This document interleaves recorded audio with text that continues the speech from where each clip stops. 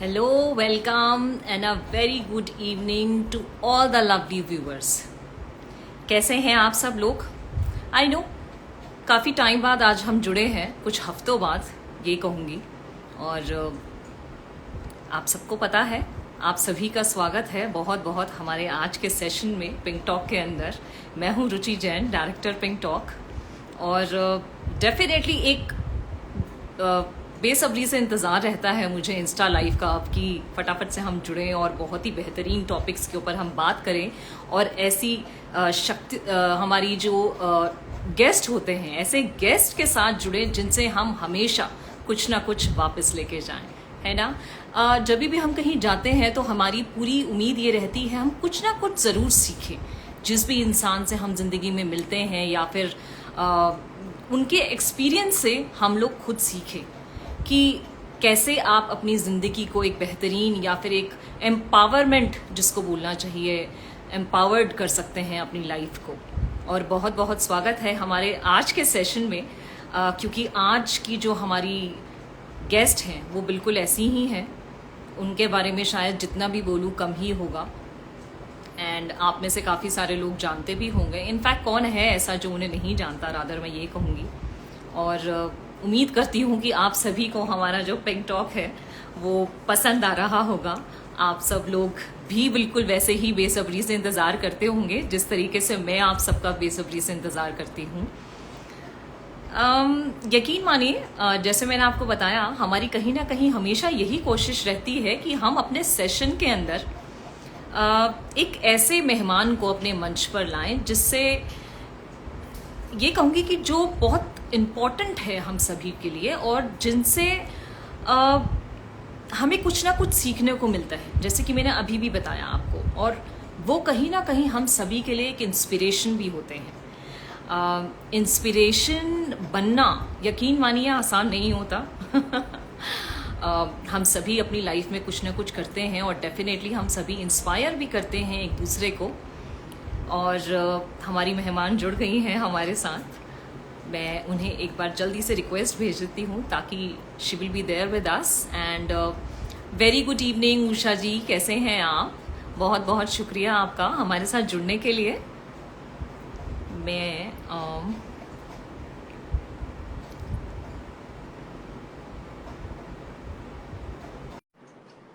तो रीटा जी, मैंने आपको रिक्वेस्ट भेजी है, आप लाइव ज्वाइन कर सकते हैं। So I am just waiting for you so that you can join in our live today. And somehow मैं देख नहीं पा रही हूँ आपको, रीटा जी। What we can do is that you can rejoin it so that at least I can able to see you, because I'm not being able to see you actually. Rita जी, आप मुझे सुन पा रही हैं? मुझे लगता है कुछ नेटवर्क इशू है।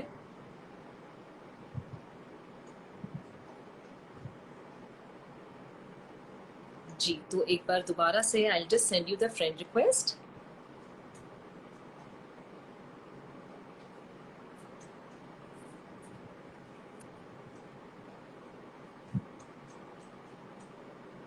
Rita ji, I have sent you the friend request. Please join. Finally, I think. How are you? Yeah, I'm so glad to join in. Thank you for having Don't me. ask me how glad I am. You are such an inspiration for all of us. I am so glad to see you on screen, and sharing the screen with you is such an honor for me. Believe you me what I am saying here. Such an honor. Thank you. That is your greatness. You are also doing very great work. Thank you. That means a lot coming from you. You are an inspiration for all of us. अगर आप ये कह रही हैं तो वाकई में मुझे लग रहा है हाँ अच्छा ठीक है, थोड़ा बहुत अच्छा काम तो हम भी कर रहे हैं।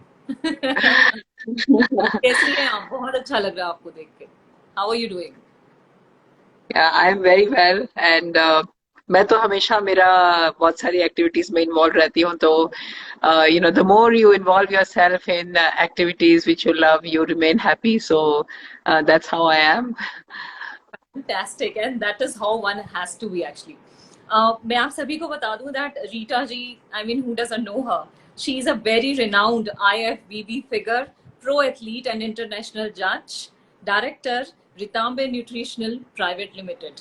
ये तो एक बहुत छोटा सा इंट्रोडक्शन दिया है मैंने अभी यहाँ पे रीटा जी का, और अगर मैं उनका पूरा इंट्रोडक्शन दूंगी तो व्यूअर्स प्लीज बिलीव यू मी, मुझे ऐसा लगता है कि हमारा पूरा 1 घंटे का जो सेशन है वो सिर्फ उनके इंट्रोडक्शन में निकल जाएगा। तो रीटा जी, आप मुझे यहाँ पे थोड़ा सा प्लीज अपनी एक इंट्रोडक्शन, अगर हमारे व्यूअर्स के लिए आप एक छोटा सा शॉर्ट अगर मैं बोलूँ कि अगर आप प्लीज अपने बारे में बताएं। Well, see, I have been different at different stages of my life. I think हमारी ऑडियंस ज्यादा हिंदी में बोलते हैं ना, जी और बिल्कुल, exactly, that would okay. Be more तो कन्वीनियंट। हाँ, तो मैं मेरी लाइफ बहुत मेलोड्रामेटिक रही है, तो मुझे बहुत मौका मिला है, बहुत अच्छी अपॉर्चुनिटी मिली है कि मैं डिफरेंट टाइप्स की बहुत डाइवर्स एक्टिविटीज में इन्वॉल्व रही हूँ। तो जी मतलब पहले मैं एकेडमिशियन थी, और मैं मेरा ज्यादा एकेडमिक इंटरेस्ट थे। तो मैं फिजिक्स ऑनर्स कर रही थी, मैंने मैथमेटिक्स परस्यू किया था। और जी अभी जो मैं right now I am an IFBB pro body builder, जो मैंने कभी सोचा भी नहीं था। तो बॉडी बिल्डर, और उसके बाद मैं इंटरनेशनल जजिंग में आ गई हूँ। साथ में जी मैं भरतनाट्यम भी करती हूँ, और मैं कलरी पार्ट स्टूडेंट भी हूँ, जो कि मार्शल आर्ट है एक। Martial art. और मैं एक राइटर हूँ, अभी मैं right now I am writing a book also, क्योंकि मेरा जो परसेप्शन है फिटनेस का वो बहुत अलग रहा है, और मुझे लगता है कि I must give back to the society. उसके अलावा मेरे पास मेरे पर्सनल ट्रेनिंग क्लाइंट्स हैं, जिनको मैं बहुत वेरीड फील्ड से हैं। एक तो कुछ बॉडी बिल्डर्स हैं, कुछ लड़कियां हैं जिनको मैं पोजिंग क्लासेस उनको जी सिखाती हूँ, और कुछ है जो ट्रांसफॉर्मेशन में है। और जैसे स्मृति ईरानी मैम है, उनको भी मैं उनके हस्बैंड को भी ट्रेन करती हूँ। तो हाँ गुड। बहुत वेरीड मेरा जो दायरा है लोगों के साथ। राइट नाउ मैं पैरालंपिक कमेटी ऑफ इंडिया के साथ जुड़ी हुई हूँ, और मैं अभी बिल्कुल, वो उस पे जस्ट हम बाद में आएंगे। बिल्कुल, वो एक क्वेश्चन रखा हुआ है बिल्कुल मैंने आपके लिए। हाँ, तो वो भी मैं काम कर रही हूँ, और बहुत ग्रेटिफाइंग है। और साथ में मैं क्योंकि मेंटल हेल्थ जो कैंपेन्स होते हैं उनमें भी हेल्प करती हूँ, क्योंकि मेरा बेटा जो है वो न्यूरो डाइवर्स स्पेक्ट्रम में है। और वो तब से है जब ऑटिज्म और ये स्पेक्ट्रम के बारे में किसी को नॉलेज नहीं कोई थी। जानता नहीं था। वो 88 का बच्चा है, ही इज 88 बॉर्न। तो वो उस टाइम पे I had to do everything very creatively on my own, तो that's been quite a journey। तो इसीलिए मेरे बहुत ज्यादा वेरिड फील्ड्स हैं। तो बहुत दफा होता है, अभी मैं 1-2 दिन पहले जैसे कहीं भरतनाट्यम की बात कर रही थी, तो वहां पे जो जो कम्युनिटी थी वो क्लासिकल आर्टिस्ट की थी, और उनको विश्वास नहीं हो रहा था कि मैं बॉडी बिल्डिंग से मतलब दूर दूर तक कहीं से जुड़ी भी हुई हूँ। जुड़े हुए तो जी। It is very special. I am very grateful to God कि मुझे इस टाइप की लाइफ दी, जिसमें मैंने दुनिया को बहुत अलग अलग नजरिए से देखा। और मैं लोगों को स्पेस बहुत देती हूँ। जब मैं एक फील्ड में जाती हूँ तो मुझे लगता है कि ये लोग मेरी दूसरी दुनिया के बारे में कुछ भी नहीं समझ पाएंगे, पर मुझे उनसे बहुत कुछ सीखने को मिल जाता है। और मेरा इतना वेरिड स्पेक्ट्रम हो गया है कि it is very very special life that God has given to मी।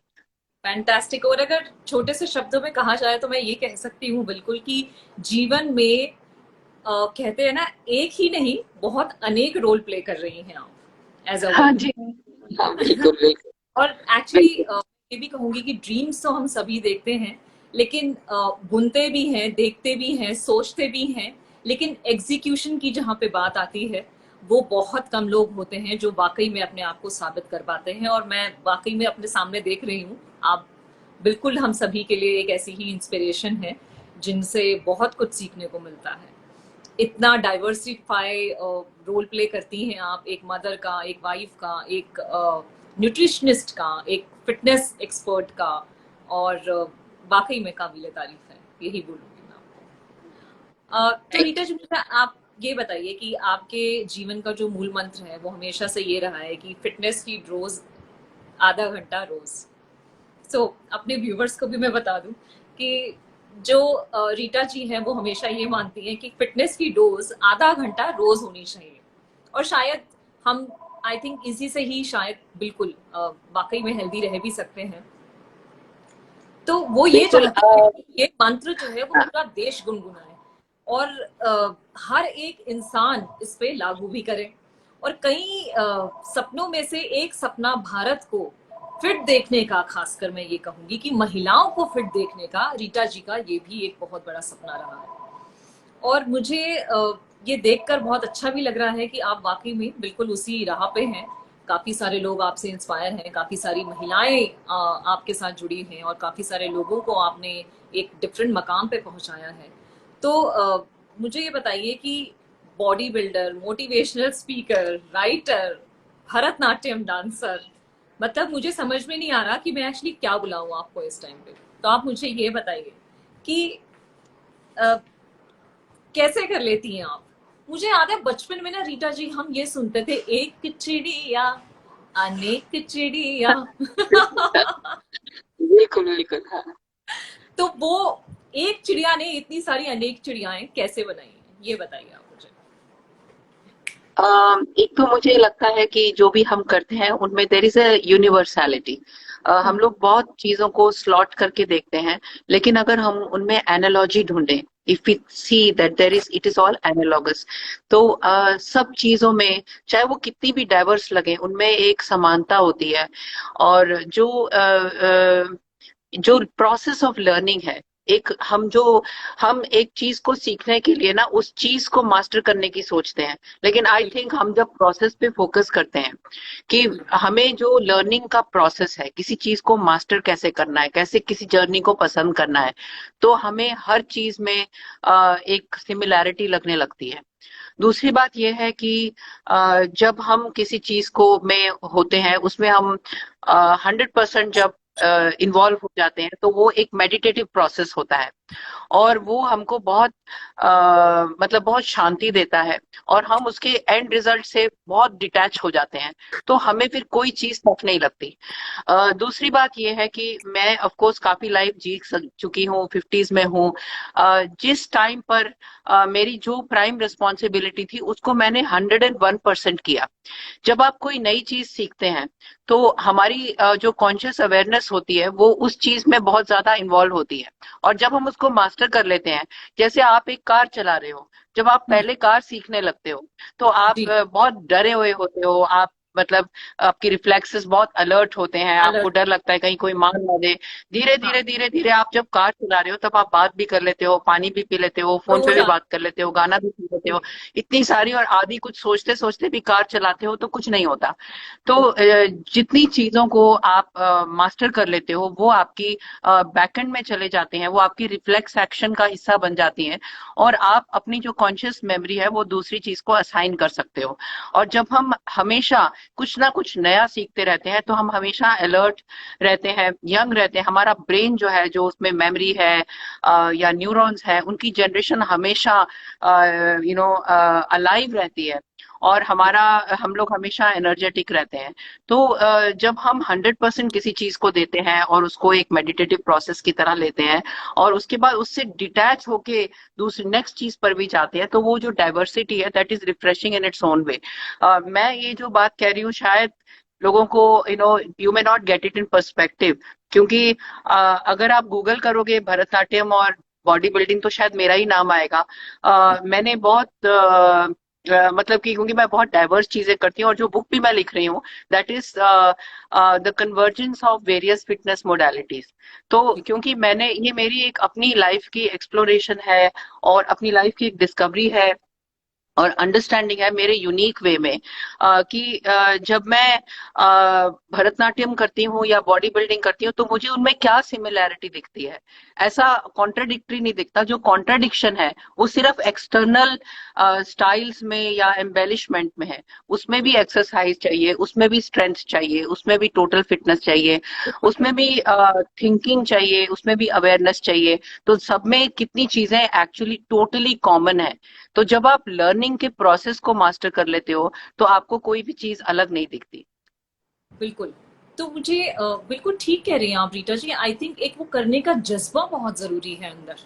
भले ही आप कोई भी काम करें लेकिन शिद्दत से करें, तो फिर कहते हैं ना पूरी कायनात जुड़ जाती है आपके साथ उसको पूरा करने के लिए। और मैनिफेस्टेशन एक बहुत इंपॉर्टेंट चीज है लाइफ में। आप जो यूनिवर्स में फेंकते हैं वही आपके पास वापस आता है। तो कहीं ना कहीं आपकी बातों से भी यही लगता है कि जो यूनिवर्स को आप जैसा आप उन्हें जो शब्द फेंकते हैं वो वापस हमें मिलते हैं। तो अगर आप अच्छा फेंकेंगे तो आपको अच्छा मिलेगा, और बाकी तो हम सबको पता ही है।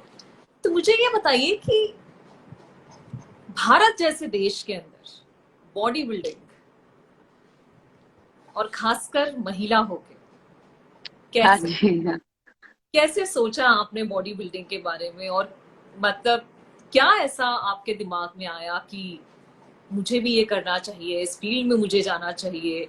किसी से इंस्पायर हुई, या फिर पेरेंट्स ने कहा कि नहीं आप जाइए, या आपका खुद का एक पैशन था कि नहीं मुझे कुछ करके दिखाना है और ताकि मैं और महिलाओं की मदद कर पाऊं? दिमाग में क्या चल रहा था? बिल्कुल भी नहीं था, मैंने कभी ज़िंदगी में भी नहीं सोचा था। बस मैं फिज़िकली एक्टिव हमेशा रही हूँ, मैं स्विमिंग में भी मेडल जीत चुकी हूँ, स्केटिंग में भी मैंने स्टेट लेवल में शहीद भीषण सिंह मेमोरियल जीता था। मेरे फादर एयरफोर्स में थे और मैं एक्टिव तो रहती थी। भरतनाट्यम भी मैंने बचपन में 10 साल के करीब सीखा था, मैं चेन्नई में रहती थी। लेकिन मैंने बॉडी बिल्डिंग के बारे में तो कभी भी नहीं सोचा था, हम तो 60s के बर्थ के लोग हैं, उस टाइम तो पॉसिबल ही नहीं था। मेरा बेटा ऑलरेडी 15 इयर्स का जब था और वो एक ऑटिस्टिक चाइल्ड है, तो उसको बहुत शौक हुआ लगा कि मुझको जिम जाना है। और मैं हमेशा ऐसी कोई चीज ढूंढती रहती थी जिसमें उसका दिल लगे, क्योंकि वो बहुत ऑटिज्म में एक आइसोलेशन की टेंडेंसी होती है और डिटैचमेंट की टेंडेंसी होती है, वो रिलेशनशिप्स और बॉन्डिंग नहीं रख पाते। तो मैं चाहती थी उसका लाइफ में इंटरेस्ट हो, और इसीलिए मैं उसको जिम लेके गई, जहाँ वो ट्रेनिंग मैं उसको कराती थी, लेकिन लोग उसका बहुत मजाक उड़ाते थे और मेरा तो और भी ज्यादा उड़ाते थे, क्योंकि उनको ऐसा लगता था कि एक लेडी, वो भी ओल्डर लेडी, ये वेट ट्रेनिंग क्यों कर रही है। और somehow by virtue of destiny ऐसा हुआ कि मैं बहुत हैवी उठा पा रही थी। कई दफा हम अपने आप को डिस्कवर करते हैं, हम लोग बिल्कुल। रियलाइज नहीं करते कि हमारे अंदर क्या एक टैलेंट है, और मैं कर पा रही थी। तो मुझे ऐसा लगा कि I have got something which I can relate to, क्योंकि बहुत साल मेरे उसको देखने में और अपने पर्सनल जो मेरे बैटल्स थे लाइफ के, उसमें मेरी बहुत लाइफ निकल गई। और मुझे कुछ ऐसा अचानक मिल गया जिसमें मैं बहुत, आई टुक टू इट लाइक जैसे फिश टेक्स टू वाटर, जैसे कि मछली को पानी मिल गया। तो मुझे बहुत अच्छा लगने लगा और मुझे ऑपोजिशन भी बहुत मिलने लगा। तो मुझे लगा कि क्यों ऐसा होता है, रिबेल तो मेरे अंदर था, लेकिन ये एक रास्ता था जिसमें मैं अपने आप को प्रूव कर सकती थी कि what the majority says is not always correct.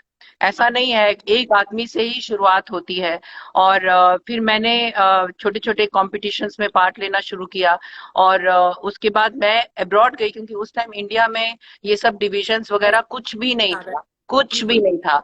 तो मैं एक तरह से it's like a double edge sword की I spent a lot of time and money. मेरा बेटा यूके चला गया था उसके बाद, क्योंकि इंडिया में वो पढ़ नहीं पा रहा था। तो मेरे पास वो जो थोड़ा सा टाइम था, मैंने ट्रैवल किया डिफरेंट कंट्रीज में। मैंने जो बहुत हाईएस्ट लेवल है, वहां से मैंने सीखना शुरू किया। मैं डेनिस जेम्स के पास गई, मैं शैनन डे के पास गई, जो बिल्कुल they are the last word in the world. Dennis James तो ओलंपियन रह चुके हैं। और अहमद अस्कर से भी मैंने ट्रेनिंग ली थी, कि वो आज आज की डेट में ही इज द कुवैत में है और ओलंपियंस को ट्रेन करते हैं। तो मैं लकी थी इस तरीके से। और मैंने इंडिया को बहुत सारी कंट्रीज में रिप्रेजेंट किया, यूरोप में, एशिया में, यूएस में, बहुत सारी कंट्रीज में, क्योंकि यहाँ ये सब कॉम्पिटिशन्स होते नहीं थे। तो उसके बाद लोगों ने मुझे देखा और बहुत लड़कियों ने मुझे देखा और उनको लगा कि हम भी ये कर सकते हैं। तो आज मैं जब देखती हूँ कि कई सौ लड़कियां कई दफा स्टेज पे होती हैं, तो मुझे इतना अच्छा लगता है कि मैंने वो टाइम देखा है। नियरली एक एक पर्सन को, जो शुरू में थे, मैंने स्टार्ट करके ग्रो करके बहुत बड़ा बनते हुए देखा है। तो इट इज वेरी ग्रेटिफाइंग। और मैं आज जब जजिंग पोजीशन पे बैठती हूँ तो मेरे मन में सबके लिए इतना प्यार होता है, तो वो मुझे वापस भी मिलता है कि उन लोगों को पता है कि रीटा मैम बैठी है तो सब ठीक है, और वो हमें बहुत प्यार करती है। तो इट्स सो ब्यूटीफुल कि मुझे इस फील्ड से, मतलब मेरी मेरी मेरा सोल यहाँ है। तो बॉडी बिल्डिंग को मैंने खासकर वुमेन में बहुत अलग पर्सपेक्टिव से भी देखा है, कि बिल्डिंग योर बॉडी इज एक कॉम्पिटिटिव बॉडी बिल्डिंग होती है, लेकिन building your body is something that you are constructing it in a positive way. तो वो किसी भी वे में हो सकता है, और जितनी भी फिटनेस मोडालिटीज हैं, चाहे वो कोई भी फॉर्म ऑफ फिटनेस हो, चाहे वो मार्शल आर्ट्स हो, चाहे वो भरतनाट्यम हो, तो हर एक में हम कहीं ना कहीं अपने बॉडी को एक स्टेप आगे लेके जाते हैं, उसकी कैपेबिलिटीज बढ़ाते हैं। तो जब हम न्यूट्रिशन का ध्यान रखते हैं, कैलिब्रेटेड वे में खाते हैं, it is all body building. तो मैं ये भी चाहती हूँ और ये प्रोपोगेट हमेशा करती हूँ कि हमें बॉडी बिल्डिंग का जो एक परसेप्शन है वो चेंज भी करना चाहिए, उसको सिर्फ स्टेरॉइड से जोड़ के नहीं देखना चाहिए। और अब तो डिविजन्स भी ऐसी आ गई हैं जिसमें इन सब चीजों की जरूरत नहीं है, तो it's all going very positive now.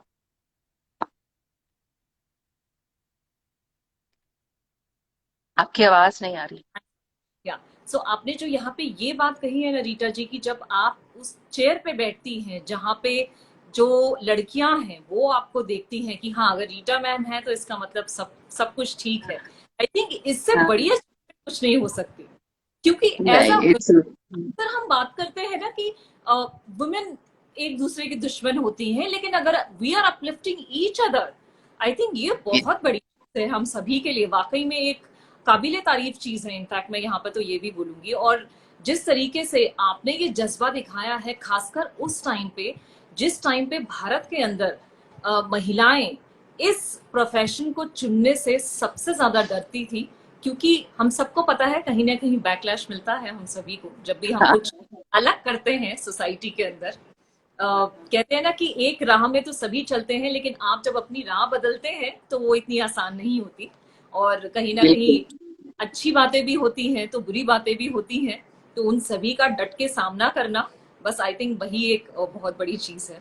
तो आप तो है ही हम सबके लिए वाकई में यहाँ देख पा रहे हैं। अ, मुझे एक ये अ, भी लगता था कि बॉडी बिल्डिंग के बाद हम लोग पॉजिटिवली रिटायर हों, और पोस्ट रिटायरमेंट एक स्पोर्ट्स वुमेन की जो लाइफ होती है, चाहे वो पहले की स्पोर्ट्स में वुमेन रही हो, वो 8-10 साल स्पोर्ट्स करती हैं एलीट लेवल पर, उसके बाद शादी हो जाती है और फिर वो भूल जाते हैं सब कुछ। लेकिन उसके बाद there is a whole lot of thing that a women can contribute. तो मतलब ये भी मैं हमेशा एक दिखाना चाहती थी कि बॉडी बिल्डिंग करने के बाद जब हम लोग रिटायर होते हैं, और खासकर मैं पोस्ट मेनोपॉज स्टेज में हूँ, तो उसके बाद भी हम लोग बहुत काम कर सकते हैं, और उस चीज को जो हमने लाइफ में पाया है और जो सीखा है उसको हम प्रोपेगेट कर सकते हैं। We can give it back, we can contribute, we can help others. तो वो आई होप दैट जो जो अपकमिंग और जो बाकी की जनरेशंस हैं वो भी इस चीज को they will carry it forward like that बस ये नहीं कि अपना कंपटीशन किया और घर में भूल गए। To give back is so beautiful. बिल्कुल। I think this is the most beautiful thing, that when you are doing something for the society, then giving back to the society after winning that thing is the biggest achievement for one's life, I guess. I yes, totally yes. agree with what you just said. तो अभी आपने menopause की बात की यहाँ पे, तो मुझे ये बताइए रीटा जी की, आपको पता है पिंकिश फाउंडेशन हम बहुत ज़्यादा जागरूकता फैलाते हैं जगह जगह जाके, और पैड ड्राइव्स भी होती है हमारी मेंस्ट्रुएशन के ऊपर। तो मेनोपॉज की आपने यहाँ पे बात की, तो मुझे ये बताइए जी, बॉडी बिल्डर है, खासकर हम महिलाएं अगर हम कुछ इस तरीके का काम करती हैं, और मान लीजिए आपके पीरियड्स चल रहे हैं और उसी दिन आपका एक कंपटीशन है, तो किस तरीके से आप लोग उसको लेते हैं, या कितनी दिक्कतें आती हैं, या फिर आप लोग उसको एक हर्डल मानते हैं या नहीं मानते हैं, और आपके समाज में इसको कितना टैबू माना गया है, या आपकी जो बॉडी बिल्डिंग की जो फेटर्निटी है वहां पे आप इसको किस तरीके से देखते हैं? नहीं, बॉडी बिल्डिंग में आई डोंट थिंक कभी कोई प्रॉब्लम आती है। बॉडी बिल्डिंग की जो कम्युनिटी है, मैंने देखा है कि जो जो इन्वॉल्व है कंपटीशन में, वो ग्रीन रूम में होते हैं, और वो लोग बॉडी को बहुत एक एनाटॉमिकल पर्सपेक्टिव से देखते हैं, और वो बहुत प्रोफेशनल अप्रोच होती है वहाँ। एक सिडक्टिव या सेंशुअस अप्रोच नहीं होती बॉडी को देखने में। तो पीपल आर वेरी प्रोफेशनल, क्योंकि वो इतना कर चुके होते हैं और इतना थक चुके होते हैं कि वो बस ये देखते हैं कि उनका इतना ज्यादा फोकस होता है, एक साधना के लेवल का हो जाता है कि वो उसको बिल्कुल डिफरेंटली देखते हैं। और ये मैंने ऑन द ग्राउंड देखा है, 1 साल 2 साल नहीं, हमेशा से। तो जी। मुझे नहीं लगता कि दैट इज अ प्रॉब्लम। अगर आप बिकिनी की बात करें, रही बात पीरियड्स की, तो पीरियड्स मेरे साथ कभी ऐसा हुआ नहीं कि मुझे सेम टाइम पे पीरियड्स आए थे, जब मेरे को पीरियड्स आते थे। बट मैं अपने कोचेस से पूछती थी कि how do you go about it, तो वो बेसिकली यही बोलते थे कि इधर you wear a tampon, but बहुत लो प्रोबेबिलिटी होती है, बिकॉज जब जो स्टेज का दिन होता है उस दिन वो अपने आप को डिहाइड्रेट कर रहे होते हैं। तो बहुत कम प्रोबेबिलिटी होती है कि there is a embarrassing moment, ऐसा कुछ स्पॉट आ जाए या कुछ पैच आ जाए, ऐसा होता नहीं है। But definitely there is a way out. Even the competition suit is such that there is no space for keeping a pad. But even swimming में मैं पहले स्विमिंग करती थी, और that was like in 80s and 90s, तो तब भी competition में टैम्पोन्स पहने जाते थे। तो there is always a solution, और हमेशा आपकी डेट कंपटीशन डेट से मैच करेंगी ये जरूरी नहीं होता। प्रॉब्लम जो आती है वो पीरियड्स ब्लड निकले इससे ज्यादा प्रॉब्लम आती है कि आपको पेन हो, क्रैम्प्स हो या डिस्कम्फर्ट हो, तो उसके लिए मेडिसिन होती हैं, तो वो उसमें परफॉर्मेंस अफेक्ट होती है। But you have to prepare your self like that. तो I don't think that is such a big problem. तो मतलब आपके हिसाब से जो अगर आप ये कह रहे हैं कि हम आपकी कम्युनिटी की अगर बात करें, फिटनेस कम्युनिटी की बात करें, तो वहां पे ये टैबू नहीं है और आप लोग जेंडर बायस नहीं है, खुल के बात करते हैं पीरियड्स के बारे में। कोई ऐसी बात आपने अभी तक नहीं देखी है जहां पे हम ये बात करें कि शायद पीरियड्स एक नॉर्मल चीज नहीं है, it is absolutely as normal as any other thing. मैंने कभी नहीं फेस किया, या तो शायद मैं बहुत अर्बन एटमॉस्फेयर में रहती हूँ। बट मैं जब, जैसे कि अब ये पीसीआई है, इनके जो कुछ एथलीट्स होते हैं जो स्पोर्ट्स अथॉरिटी से कनेक्टेड हैं, कई कई लोग गांव से आते हैं, बट मैंने भी कभी नहीं देखा कि बहुत ज्यादा टैबू है। आई थिंक जो लोग स्पोर्ट्स में आ जाते हैं वो लोग इस चीज से बहुत दे गो ओवर एंड बियॉन्ड। शायद जो महिलाएं गांव में हैं और वो स्पोर्ट्स में आने के बारे में सोच भी नहीं सकती, जो बहुत ही बैकवर्ड हैं, शायद उनको डेफिनेटली प्रॉब्लम आती होगी, I am sure, because India has a long way to go. और खासकर अर्बन एरियाज में जो वर्किंग वुमेन नहीं है, और जो अभी भी जैसे कि ऐसे फैमिलीज में रहती हैं जहां बहुत ऑर्थोडॉक्स एनवायरनमेंट हो और उनके ऊपर रिस्ट्रिक्शन हो, उनको फिर हर वे में रिस्ट्रिक्ट किया जाता है। हालांकि सब जानते हैं कि it's a natural process, it's not, this is not rocket science, this is a very natural process. I think ये वो नेमत है जिसकी वजह से हम माँ बन पाते हैं, और माँ बनना तो हम सभी को ही पता है कि कितना एक such a beautiful process for all of us, you know. और अगर यस यस। जितना बात करें शायद उतने नॉर्मल हो सकते हैं। बस छुप छुप के बात ना करें, खुल के बात करें, और सबके सामने शर्मिंदगी तो बिल्कुल भी महसूस ना करें। ऐसे बात करें कि ये जरूरी है हम सबके लिए, ये सृष्टि का नियम है जो हम चला रहे हैं। बिल्कुल मैं एब्सोल्युटली। बोलना चाहूंगी, इनफैक्ट यहाँ पे ये हम सबके लिए एक वरदान है, और शायद इसी की वजह से हमारी सृष्टि भी चल रही है। अ, रीटा जी, अभी आपने एक बात कही कि बिकिनी को लेके, जो मैंने अभी आपसे सुना, अक्सर हम बिकनी को बहुत अच्छे से नहीं देखते, एक सिडक्टिव वे के अंदर देखते हैं, जैसे अभी आपने मुझे बताया। लेकिन जब आप लोग कोई बॉडी बिल्डिंग कंपटीशन के लिए जाते हैं, हम सभी को पता है कि सब वहां बिकिनी पहनते हैं, तो कितना आसान होता है। और मैं शायद कहीं ना कहीं ये भी मानती हूँ कि वहां पे जो औरतें आती हैं वो अर्बन रूरल सभी जगह से आती हैं। ऐसा नहीं है कि सिर्फ आप शहर की औरतें हैं तो आप कंपटीशन में जा सकती हैं और आप गांव से बिलोंग करती हैं तो आप नहीं जा सकते। कितना आसान होता है ये चीज अडेप्ट करना उन लोगों के लिए। एक बार जब हम कंपटीशन एरिना में चले जाते हैं, वहाँ बहुत इजी होता है, वहाँ कोई प्रॉब्लम नहीं आती क्योंकि सभी प्रोफेशनल्स हैं, और वहाँ सबका ध्यान सिर्फ इस बात पे होता है कि मेरे कौन से मसल्स डेवलप है, मेरे बॉडी में बैलेंस, सिमेट्री, कंडीशनिंग अच्छी है या नहीं है, किसने मेहनत करी है, किसने नहीं करी, किसकी जेनेटिक्स अच्छे हैं। कोई भी उसको उस वे में नहीं देखता। और मैंने पहले भी कहा है कि जब हम कंपटीशन में बिकिनी पहनते हैं तो that is the most sacred dress, क्योंकि आप अपने पूरे कपड़े उतार के स्टेज पे जा रहे हो और वर्ल्ड के टॉप चैंपियंस के साथ compete कर रहे हो। तो आपने कितनी मेहनत करी होगी, 1 ग्राम भी आप राइस, एक दाना भी आप गलत नहीं खा सकते। आप कहीं चीट नहीं कर सकते, आप इस चीज को खरीद नहीं सकते। आप अपने सर्वेंट को नहीं बोल सकते कि मेरे लिए 2 राउंड काट के आओ या 1 घंटा वेट ट्रेनिंग करो। आपको कितने भी अमीर हो गरीब हो, आपको खुद उठ के करना पड़ेगा। तो जो इतनी सेक्रेट चीज होती है अपने बॉडी को बनाना, जिसमें हम रहते हैं और जिससे हमने कर्म करने हैं, वो हमारा इंस्ट्रूमेंट है, तो उससे ज्यादा सेक्रेट चीज कोई नहीं होती।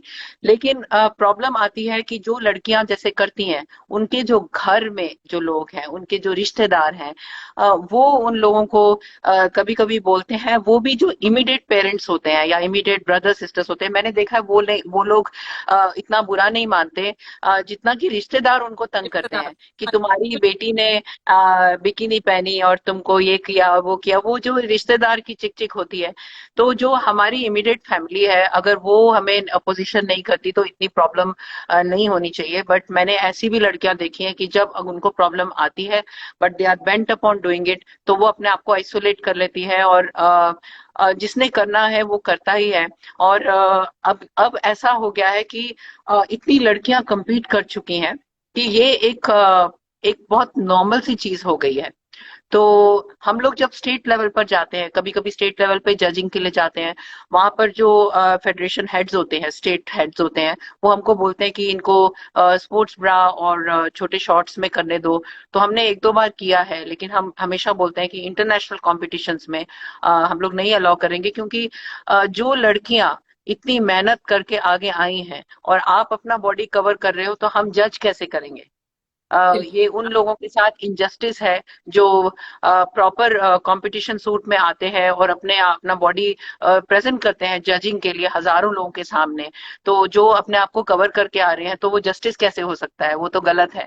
तो हर एक ड्रेस की अपनी एक जगह होती है। जैसा कि एक क्लीशे है कि आप साड़ी पहन के स्विमिंग पूल में तो नहीं जा सकते, या आप अगर ओलंपिक्स में भी जिम्नास्टिक्स कर रहे हो तो आपको वो कपड़े तो पहनने ही पड़ेंगे।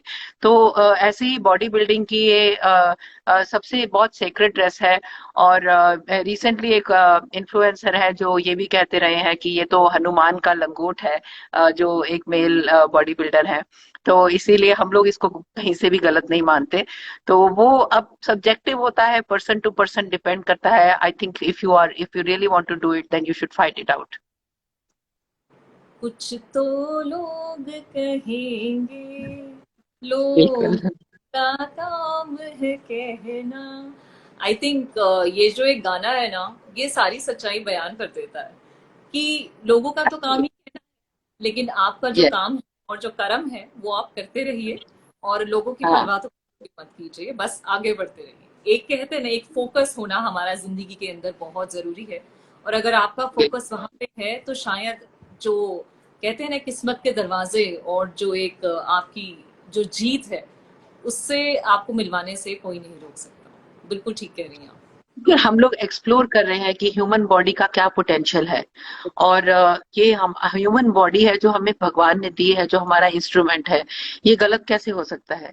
तो जो आप देखिए कि जो कई एक्ट्रेसेस हैं जो बहुत अपने आप को प्रेजेंट कैसे करती हैं कि वो if they are presenting themselves in a way जो सिडक्टिव है या सेंशुअस है, तो उनको उस वे में देखा जाता है। लेकिन हम जब एक कंपटीशन स्टेज पे होते हैं, वो बहुत सेक्रेट स्पेस होता है, और हम दिखा रहे हैं कि इंसान का जो बॉडी, तो कितनी हजारों लाखों महिलाएं हैं, उनको ये देख के पता लगता है कि हमें एनोरेक्सिक नहीं होना, हमें स्किन एंड बोन्स नहीं बनना। और एक औरत भी जब मसल्स डेवलप करती है तो वो कितनी स्ट्रांग होती है और वो कितना काम कर सकती है, ये एग्जाम्पल सेट करना, ये तो बहुत ब्यूटीफुल बात है। आई थिंक एक सोसाइटल मैसेज भी है इसमें। अनडाउटेडली मुझे ऐसा लगता है कि नजरिया बदलना, जिसे कहते हैं अपना माइंडसेट बदलना, बहुत जरूरी है। हम अक्सर एक बॉडी को डिफरेंट तरीके से देखते हैं, लेकिन जब आप उसे एक सेक्रेट तरीके से देखेंगे तो शायद जो एक आपकी सोच है कहीं ना कहीं वो बहुत बदल जाएगी। मुझे यहाँ पे रीटा जी ये बताइए कि आपके बेटे के बारे में बात करूंगी थोड़ी सी। हम सभी को पता है, मैं अपने व्यूवर्स को भी बताऊं कि रीटा जी के जो बेटे हैं वो एक ऑटिस्टिक चाइल्ड हैं, और ऑटिज्म हम सब ने सुना होगा। अ, अगर आप मेरा एक्सपीरियंस पूछें तो ऑटिज्म किड्स को हैंडल करना आसान नहीं होता, क्योंकि वो हर 2 मिनट बाद उनके जो एक मूड स्विंग्स होते हैं, उनके साथ डील करना, एक पेशेंस रखना एज अ मदर, जबकि आपको ये पता है कि आपको और भी सोसाइटी के लिए भी काम करना है, ऐसे में कितना मुश्किल रहा आपके लिए? अ, एक अपने बेटे के साथ आपकी जर्नी कैसी रही, या फिर अ, कितना आपने उन्हें इंस्पायर किया और उन्होंने आपको कितना इंस्पायर किया? वो तो खैर अगर मैं शुरू करूंगी तो खत्म ही नहीं होगा, बट मैं लोगों की फोटोग्राफ्स देखती रहती हूँ। मैं बताऊं अपने व्यूवर्स को कि रीटा जी अक्सर अपनी और अपने बेटे की पिक्चर्स डालती हैं, और यकीन मानिए इतना लाजवाब बेटा है इनका कि देखते लगता है कि ओ माय गुडनेस, ये तो एक, हम बात करें नॉर्मल बच्चों की तो शायद उनसे कहीं ऊपर हैं और कहीं बहुत बड़ी कर रहे हैं। तो हाँ, बहुत तरीके से है। जी, तो प्लीज बताएं मैं आप। ये कहूंगी इस बारे में कि आज की दुनिया में इंटेलिजेंट, रिच, क्लेवर, टैलेंटेड, ऐसे वैसे स्मार्ट लोग बहुत मिल जाएंगे, लेकिन अच्छा इंसान और अच्छा सोल मिलना बहुत रेयर चीज है। तो मैं जब पहले दुखी होती थी तो मेरे फादर मुझे बोलते थे कि value the presence of life. एक लाइफ है तुम्हारे पास और वो एक अच्छा सोल है, उसको पहले तो चेरिश करना सीखो एंड बी ग्रेटफुल कि आपके पास एक ह्यूमन बीइंग है। नो डाउट अबाउट इट, क्योंकि वो उनमें वो कनिंगनेस नहीं होती, तो उसका एक फ्लिप साइड ये होता है कि ये लोग दिल के बहुत अच्छे होते हैं और बहुत लविंग और अफेक्शनेट है। मुझे तो शुरू में तो डॉक्टर्स ने बोल दिया था कि ये शायद बोल भी नहीं सकेगा, he will be non verbal. और ये 1988 की बात है। अगर आप टेक्स्ट बुक्स भी देखें तो 92 93 के बाद छोटा सा कोई पैराग्राफ इधर उधर 1992 में आया था, और सिर्फ पिछले 5-6 साल में न्यूरो डाइवर्स वर्ड जनरेट हुआ है, मतलब बना भी अब है। तो उस टाइम मेरे पास कुछ भी नहीं था। तो मैंने इसके बारे में कि एक अंडरस्टैंडिंग की उस टाइम पहले था कि कोई इंसान है या तो वो पागल है या नॉर्मल है, there was nothing in between. तो इस बात को जैसे कि सोसाइटी इवॉल्व होती है, इस बात की थोड़ी थोड़ी अंडरस्टैंडिंग बननी शुरू हुई थी कि there is something which you can label as autism, and this was more prevalent in US. तो मेरे मामा जी हैं जो यूएस में रहते हैं, मैंने उनको लेटर लिखा कि इसके बारे में ऑल इंडिया इंस्टीट्यूट में मुझे कुछ बताया गया है, तो अगर आपके पास कुछ लिटरेचर हो तो आप भेजो। क्योंकि उस टाइम हमारे पास गूगल भी नहीं था और इंटरनेट तो हम सोच भी नहीं सकते थे, कंप्यूटर्स के हमने देखे ही नहीं थे। एक मैंने थर्ड जनरेशन बहुत पहले कंप्यूटर देखा था जब चप्पल उतार के अंदर जाया जाता था, 1986 की बात है। तो वो उस टाइम तो ये सब होता ही नहीं था, कहते थे एक दुनिया आएगी जब लोग कंप्यूटर्स हुआ करेंगे, तो यही था। तो उन्होंने मुझे लिटरेचर जो भेजा तो मैंने देखा कि यहाँ जो साइकेट्रिस्ट है वो स्पेशल बच्चों के साथ कैसे डील करते हैं। तो मैंने अपनी ही फ्लैश कार्ड्स बनाए और अपना सोच सोच के दूसरे बच्चों को जो उस एज ग्रुप में है ऑब्जर्व करके कि कौन सी ऐसी माइक्रो चीजें हैं जो मैं इसको सिखा सकती हूँ। तो एक एक वर्ड करके, एक एक फिंगर से एक्शन करना, पॉइंट आउट करना, धीरे धीरे बहुत माइक्रो डिटेल में जाके, जो कि बाकी parents they must be taking for granted कि बच्चे ने बोलना शुरू कर दिया तो कर दिया, लेकिन हमने एक एक चीज बहुत मुश्किल से सिखाई उसको। तो तकरीबन 20 इयर्स मैंने कुछ भी नहीं किया था सिवाय उसको देखने के। और मैं बहुत टाइम उसके साथ स्कूल भी जाती थी, स्कूल में थोड़ा बहुत कभी वॉलंटरी वर्क करती थी और उसकी टेक्स्ट बुक को रीराइट करती थी, वापस पूरी बुक एनसीईआरटी की लिख के फिर उसको कभी गाना बना के याद करा दिया, कभी कितनी स्टूपिड चीजें करके करा दिया, कभी डांस करा दिया, कभी बहुत उल्टी सीधी चीजें करके। बट 20 साल कटे और उसने किसी तरह अपनी 12th पास करी। तो उसके बाद मैंने ये देखा कि उसके अंदर ये टैलेंट था गाने का। और आज भी वो, उसने अभी 5th ईयर किया है क्लासिकल म्यूजिक में, 6th ईयर वो कर रहा है। और अभी भी एग्जाम आता है तो रोने लग जाता है, तो हम उसको हिम्मत बताते हैं कि कोई बात नहीं, फेल भी हो गए तो कोई बात नहीं, बट आप बहुत अच्छा गाते हो। और उसने बहुत सारी स्टेज परफॉर्मेंसेस भी दी हैं। तो अभी मैं पहले बहुत दुखी होती थी क्योंकि वो जो कुछ उल्टी सीधी हरकतें करता था, बड़ा होके भी 20 25 30 साल का होके भी शक्तिमान की ड्रेस पहन के घूमता था। लेकिन मुझे लगा कि last end of the day what matters is कि वो बच्चा खुश रहे। बहुत नॉर्मल लोग भी हैं जो खुश नहीं है। तो end of the day matter क्या करता है कि इसकी जो लाइफ थी अपने आप में वो हैप्पी थी।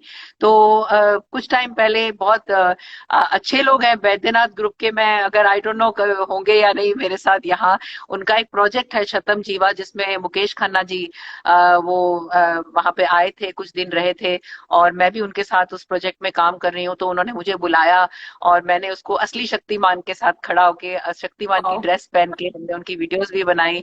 तो ही वॉज सो हैप्पी। तो वो कह रहे थे कि मैंने बहुत शक्तिमान फैंस देखे हैं लेकिन 33 इयर्स का तो कभी भी नहीं देखा। और वो उसको उनको उसके डायलॉग सुना रहा था। तो it was such a special and beautiful moment for me. और मैंने उनको एंटायर वैद्यनाथ ग्रुप को भी बहुत थैंक किया कि उन्होंने मुझे इनवाइट किया। तो this things make life beautiful in spite of having a child like that. तो what we need to do is to have acceptance कि अगर आप हमारा बच्चा अलग है और वो कुछ ऐसी चीजें कर रहा है जो हम उसको सारा टाइम बोलते रहे ये मत करो वो मत करो, लड़ते रहे उसके साथ, इससे अच्छा है कि उसको एक्सेप्टेंस दें। जब तक वो किसी को हार्म नहीं कर रहा, किसी को दुख नहीं पहुंचा रहा, बस छोटी छोटी बचपनों जैसी चीजें कर रहा है, तो उसको करने देना चाहिए। और मैं उसके साथ ऐसे ट्रेड करती हूँ कि ठीक है, आपको जो करना है करो, आपको हाई बास पे म्यूजिक सुनना है सुनो, लेकिन आपको फिर ये काम करना पड़ेगा। तो फिर वो बहुत दिल से करता है कि हाँ उसको वो सब करने को मिलेगा। तो मैं उसको कुछ खाना है तो मैं बोलती हूँ ये खा सकते हो लेकिन वेट गेन नहीं होना चाहिए, you are the son of a fit mother. तो ऐसे करके हम ट्रीट करते हैं, तो एक बैलेंस आ जाता है लाइफ में। आई सो एग्री, बिल्कुल ठीक कह रही है। ये एक प्रेशर डेफिनेटली उस पे रहेगा कि आप फिट मॉम के बच्चे हैं तो आप बिल्कुल फिट। ये बहुत इम्पोर्टेंट। बट सच में हाँ। रीता, आपको सलाम करने का दिल कर रहा है यहाँ पर। इतनी पेश, इतना एक इतना लंबा समय आपने जो गुजारा है, वाकई में बहुत मुश्किल है इस तरीके से। और एक्सेप्टेंस की जहां तक बात है ना, आई थिंक मुझे लगता है हर एक चीज अगर आप accept it with gracefully, that you yes. Are blessed so many beautiful yes. things in your life. Be that नहीं, attitude ये of जो ग्रेसफुल एक्सेप्टेंस है, ये बहुत बड़ी बात है। ग्रेसफुल बहुत एक्सेप्टेंस वो हर चीज में मैनिफेस्ट होती है। अब जैसे हम किसी फील्ड में हैं जहां हम अपना जितना सक्सेस हम चाहते हैं हम अचीव नहीं कर पा रहे, या हमें कोई ना कोई उल्टी सीधी पॉलिटिक्स करके डाउन कर रहा है, ये सब जब चीजें आती हैं तो हम उसको मैं उसको एक्सेप्ट कर लेती हूँ ग्रेसफुली, क्योंकि मुझे ऐसा लगता है कि मेरी जर्नी यहाँ तक है, इसके आगे ऐसे ही रहेगी, पर मुझे क्या फर्क पड़ता है, मेरे पास तो इतनी सारी फील्ड है। मेरे पास म्यूजिक भी है, मेरे पास बॉडी बिल्डिंग भी है, मेरे पास भरतनाट्यम भी है, मेरे पास मार्शल आर्ट भी है, मेरा राइटिंग है, मैं स्पीकर भी हूँ। तो मुझे अगर एक जगह दबाओगे तो कितनी जगह दबा लोगे। तो मैं उसको हंस के सरेंडर कर देती हूँ और सबको तब भी प्यार करती हूँ। तो मेरे लिए मेरी जो अपनी लाइफ है वो बहुत ईजी हो जाती है। और सेकंड, मेरी जो जर्नी है लाइफ की वो इतनी यूनिक बन गई है कि मतलब मैं ऐसा जो चीज है वो मैं खुद दूसरे पर्सन में देख ही नहीं पाती हूँ। आपको बताऊंगी, मेरी लाइफ के ऊपर एक फिल्म बन रही थी जो कि अभी कुछ रीजंस के वजह से थोड़ा रुक गया है। उसका नाम मूवी का था अपराजिता रीटा जयरथ। और बहुत बड़ा प्रोजेक्ट रहा है वो, थोड़ा गैप आ गया है उसमें।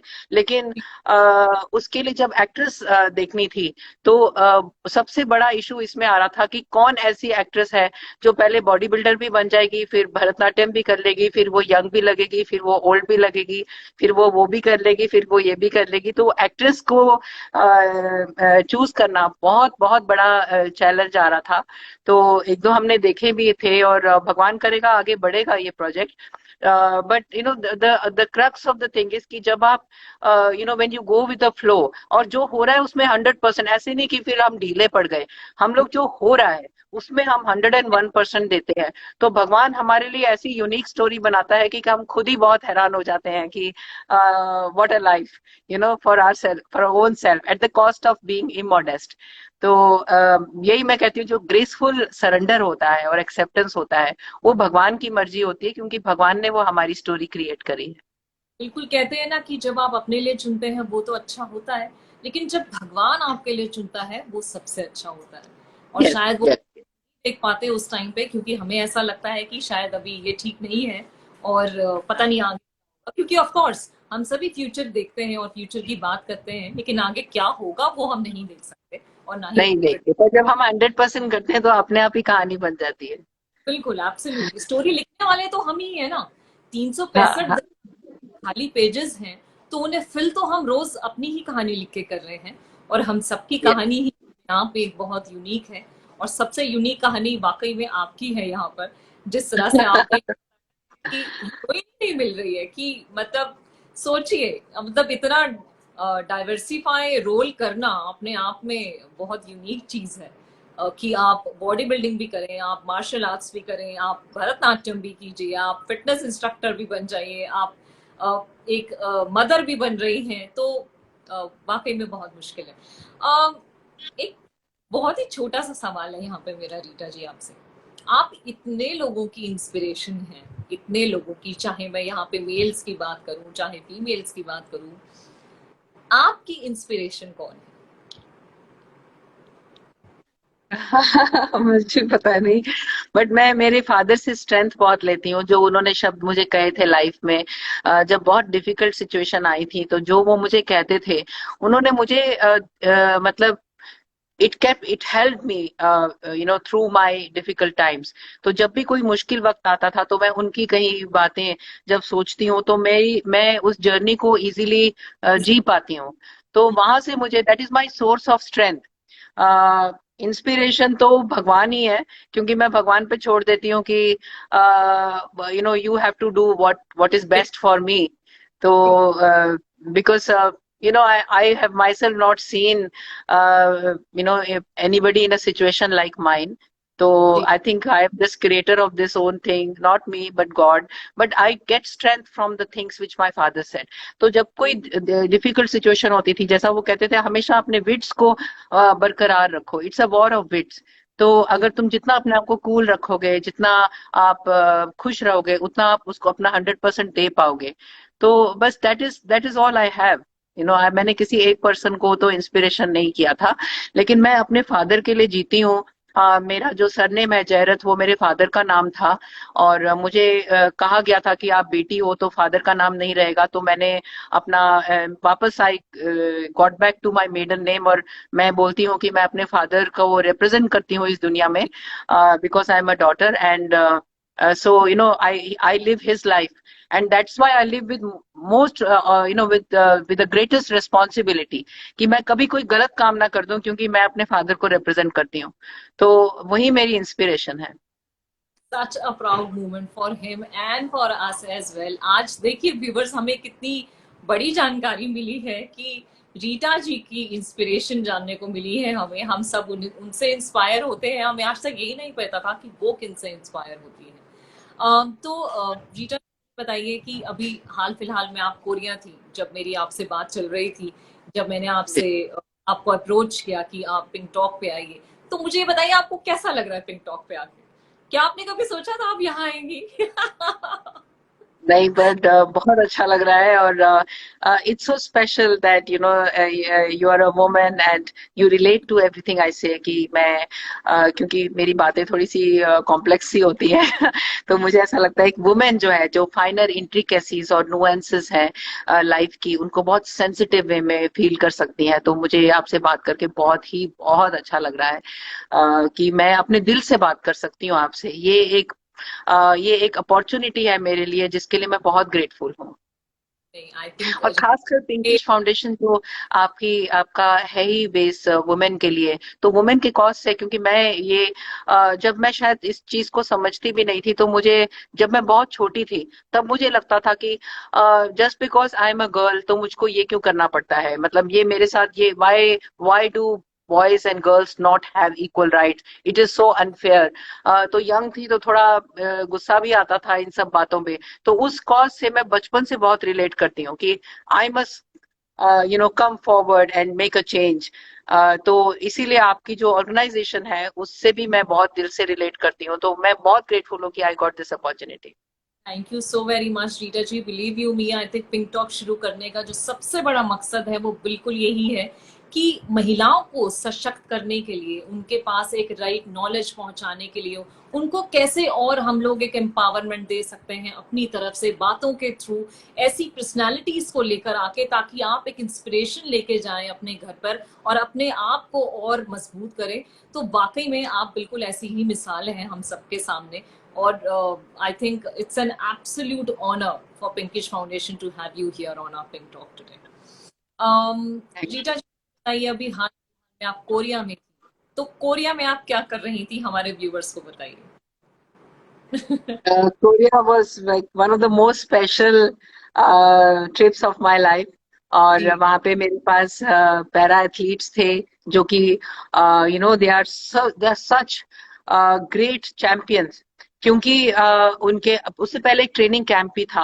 तो जी आप सोचिए वो लोग व्हील चेयर पे हैं, लेकिन उनका बेंच प्रेस नॉर्मल से भी ज्यादा है। तो अभी एक लड़का था जो 49 केजी कैटेगरी में है, और उसने 163 केजी का बेंच प्रेस लगाया। और वर्ल्ड नंबर 3 भी बने सुधीर, जो कि उन्होंने 214 केजी का बेंच प्रेस लगाया, without having an entire whole body. जो जी भी मैथ्यू थे, from Kerala, he won 4 gold medals. और उनकी तो लेग्स ही नहीं है, he just, I mean I don't have words to say कि कितने अमेजिंग है ये लोग, कि पैरा एथलीट्स जो है एक्चुअली मेन स्ट्रीम एथलीट से भी बहुत ज्यादा करते हैं। मैं तो बिल्कुल। उनके सपोर्ट के लिए खड़ी थी। मैं खुद 70-80 से ज्यादा बेंच प्रेस कभी अपनी लाइफ में नहीं लगाया, और ये लोग कई कई 100 का लगाते हैं। तो मतलब मैं क्या बोलूं, मेरे पास तो शब्द ही नहीं है। बट मैं उनके साथ थी, और मुझे, क्योंकि ये लोग भी एक स्पेशल कम्युनिटी है, ये लोग भी बहुत ज्यादा सेंसिटिव होते हैं, इनकी भी लाइफ बहुत चैलेंजिंग है। तो और मैंने भी ये सब बहुत देखा है अपनी लाइफ में। मेरी मदर भी सिख थी, बेटा भी सिख था। तो मैं मेरी इतनी बहुत इमोशनल और बहुत स्पेशल फ्रेंडशिप हो गई थी सबसे। तो मेरी ड्यूटी होती थी कि सबका ट्रैवल का डॉक्यूमेंटेशन और उनका ध्यान रखना, उनको ट्रेनिंग के लिए लेके जाना, और उनकी उनकी प्लेट्स लोड करना, उनको सपोर्ट देना। तो मैं उनके साथ मस्ती करती रहती थी, गाती रहती थी, सब उल्टे सीधे सब बच्चों जैसे हम हरकतें करते थे, और बहुत अच्छा लगा था, बहुत अटैचमेंट हो गई थी मुझे। But at the end, on a serious note, it was championship जो ओलंपिक क्वालिफायर था। वहां से लोग, उनको ओलंपिक और एशियन गेम्स के लिए क्वालिफिकेशन मिली, जो कि अब आ रहे हैं। उसमें से 4 लोग 5 लोग हैं अब जो कॉमनवेल्थ गेम्स के लिए बर्मिंघम जा रहे हैं, इन अगस्त। तो I felt so proud of this community, और मतलब कितनी स्पेशल बात है कि मेरे जैसा पर्सन जिसकी अपनी लाइफ में ये सब चैलेंजेस रहे हैं, तो मुझे इन लोगों की सेवा करने का मौका मिला। 12 पैरा एथलीट्स थे हमारे पास, 5 गर्ल्स थी, और गर्ल्स इतनी स्ट्रांग है, जबरदस्त स्ट्रांग है। तो बहुत अच्छा। तो इंडिया को हम रिप्रेजेंट कर रहे थे, हर बार मेडल मिलता था। तो मैं भाग के जाके वीडियो बनाती थी कि देखो मैंने सबसे पहले मैं वीडियो बना रही हूँ मेरे। और मैं कई कई कई लोगों को तो झूठ वूठ बोलती थी, बोलती तुम वर्ल्ड चैंपियन बने हो, सारा क्रेडिट मुझको जाता है। और ऐसे मतलब बहुत ही अच्छा था। और विनिंग मेडल्स फॉर इंडिया, हम लोग इंडिया का फ्लैग लेके मार्च पास्ट भी हुआ था वहां पे। तो जी बहुत अच्छा लगा, मुझे बहुत ही अच्छा लगा। और भगवान करेगा मैं जुड़ी रहूंगी परमानेंटली अब इनके साथ। रीटा जी, मुझे आप एक कोई अगर एक मैसेज आपको देना हो हमारी फीमेल्स को, हमारी महिलाओं के लिए, तो आप प्लीज क्या देंगी जाते जाते, मुझे ये बताइए। मैं यही बोलूंगी कि परस्यू योर पैशंस अनअपोलोजेटिकली। जब भी आप कोई चीज करना चाहते हो उसको 100% करो। और जो महिलाएं हैं उनको हमेशा एक ना गिल्ट रहती है कि शायद मैं घर का काम नहीं कर रही, या उनको महसूस कराया जाता है कि आपने हमारा ध्यान नहीं रखा और ये नहीं किया। मैं भी घर में, जब हम लोग कभी किसी चीज का रियाज कर रहे होते हैं या कुछ अपना प्रोफेशनल चीज परस्यू कर रहे होते हैं, तो उसमें ऐसा लगता है कि हम घर का काम नहीं कर रहे तो हम शायद बहुत बुरे हैं। ये सब चीजों को I think we should make a very very conscious and strong effort कि ये नोशन जो है इसको हमें हटाना चाहिए, और अपनी जिंदगी को पूरे तरीके से जीना चाहिए, खूब राइज करना चाहिए, और कोई चीज छोड़नी नहीं चाहिए। और आपको अगर कोई रोकता है तो उसकी बिल्कुल भी परवाह नहीं करनी चाहिए। बिल्कुल, आई सो एग्री विद दिस। मुझे लगता है शुरुआत वहीं से होगी जहां पे एक हस्बैंड और एक वाइफ एक दूसरे को बराबरी का दर्जा दें। ये ना सोचें या ये ना कहें कि वो मुझसे कम है, वो औरत है तो वो ये नहीं कर सकती और मैं आदमी हूं तो मैं सब कुछ कर सकता हूँ। कहते हैं ना, एवरीथिंग स्टार्ट्स फ्रॉम होम। तो जहां पे अगर हमारी ये सोच बन गई ना, तो मुझे लगता है आधी चीजें तो वहीं सॉल्व हो जाएंगी। बिल्कुल ठीक बोला है आपने। और रीटा जी, ऐसा लग रहा है आज ना पिंकिश फाउंडेशन के मंच पे एक अजीब सी अद्भुत सी शक्ति आ गई है आपके साथ हाँ, यहाँ पर करके। और हमें और लोगों की सोच बदलनी है, वाकई में बिल्कुल ठीक कहा आपने, वो बहुत जरूरी है। अगर माइंडसेट बदलता है तो चीजें बहुत हद तक एक अच्छे दिशा के अंदर जाती हैं या जुड़ती हैं, ये भी कहेंगे। कोई भी काम औरत पुरुष का भेद नहीं करता, और सृष्टि रच सकती है तो शायद वो कोई भी ऐसा काम नहीं है दुनिया में जो वो नहीं कर सकती। जैसे कि मैंने शुरू में भी बोला कि पीरियड्स कहते हैं ना, एक ऐसी हमारे लिए वरदान है कि जिससे हम सृष्टि चला रहे हैं, तो वाकई में समझिए कितना बड़ा काम कर रहे हैं हम। और बिल्कुल। और अगर आपको कोई ये कहता है कि आप करती क्या है सारा दिन, तो आप ये कहिए ना, हम सृष्टि चला रहे हैं। बिल्कुल बिल्कुल। तो इसीलिए अपने सपनों को पूरा करने के लिए खुद को वक्त जरूर दें, वो बहुत जरूरी है। अपने बारे में सोचें, अपने लिए सोचें, अपने घर वालों के लिए सोचें, लेकिन अपने को ना भूल जाए, ये भी साथ में ध्यान रखें। और मैं एक कला जो है वो जरूर परस्यू करनी चाहिए, चाहे कोई भी कला हो, क्योंकि हमारे सबके अंदर वो चीज होती है और उससे हमें बहुत कॉन्फिडेंस आता है अपने आप को।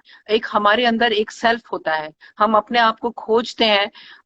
हमारे जो इनर सेल्फ का जो हमारे अंदर एक और एक शख्सियत है, उसको हम डिस्कवर कर सकते हैं अगर हम किसी आर्ट में इन्वॉल्व होते हैं, और वो हमें टोटली चेंज करता है। तो वुमेन जो है वो कभी नहीं करती, अगर वो कहती हैं कि हम घर का काम करती हैं और नौकरी करती हैं तो वही बहुत बड़ी बात हो जाती है।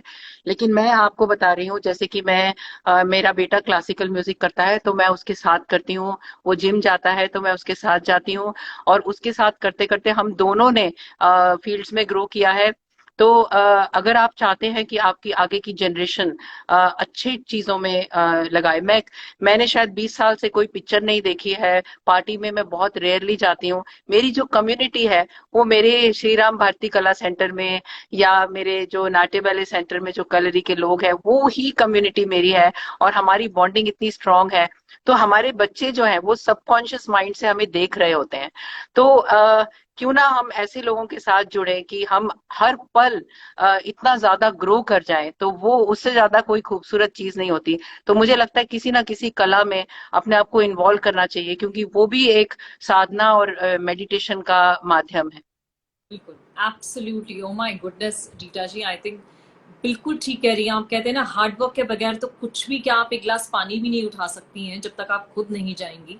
बहुत जरूरी है, अपनी जिंदगी में एक एम्बिशन लाइए, एक एम रखिए, एक फोकस रखिए।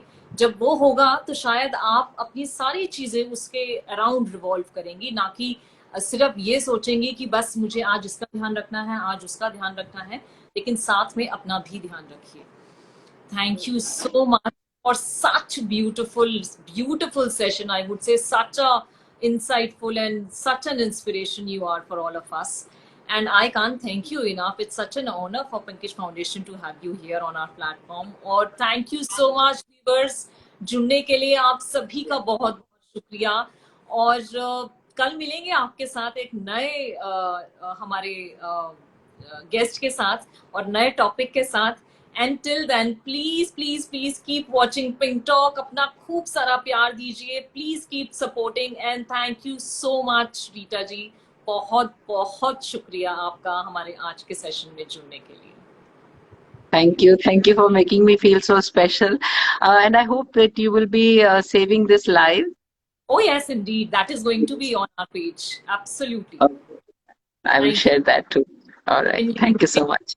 Thank you so All much right. viewers and keep watching Pink Talk. स्वस्थ रहिए, मस्त रहिए, और सबसे ज्यादा जैसे रीटा जी ने कहा, व्यस्त रहिए, बहुत जरूरी है। All right. Bye. Bye bye.